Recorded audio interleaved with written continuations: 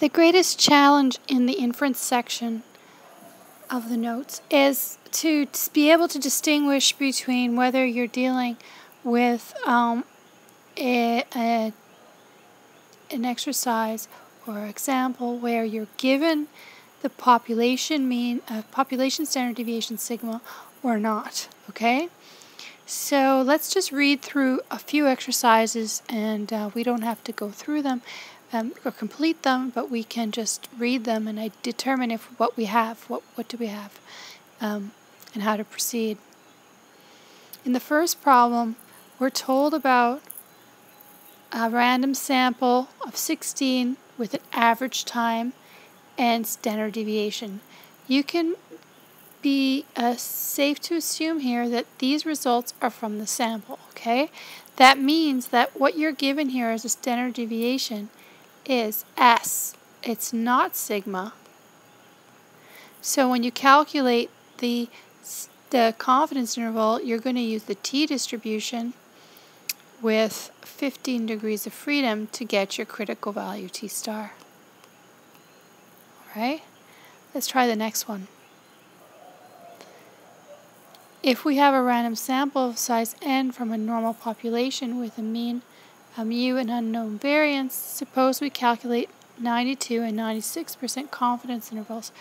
Which of the following is true? Well, in this problem, we know we don't know the variance. We would have to do this if we were actually to calculate anything using the t-distribution. All right. But we actually don't have to go that far because we know that 96% confidence interval will be wider than a 92% confidence interval. Again, in problem 3, we're given information on S. We don't have information on sigma, so any of these results to be correct must be using T star. Okay, because S is given, not sigma. And S, you have to take the square root of 48 to get it. Okay, that's what you would have to do. In number 4, reading through the example, he or she finds that the average weight of 9 cans is 15.7 ounces with a standard deviation of 9. And this is from a sample of 9 that was selected. Okay, so again, these results are from the sample. So S is going to be 0.5, so you're going to have to find T star with 8 degrees of freedom to do this problem.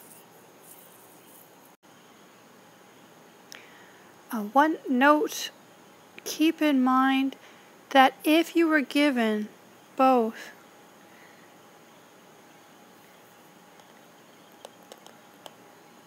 S and sigma, you shouldn't use the estimate.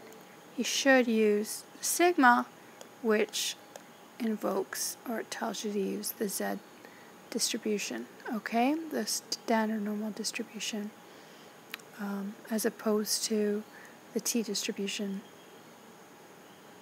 This is because the actual value is better than any estimate. Okay, all our estimates result in approximations.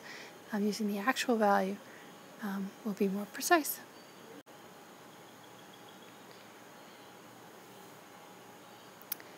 Reading this exercise, number 6, we talk about a confidence interval that should have a width of $10.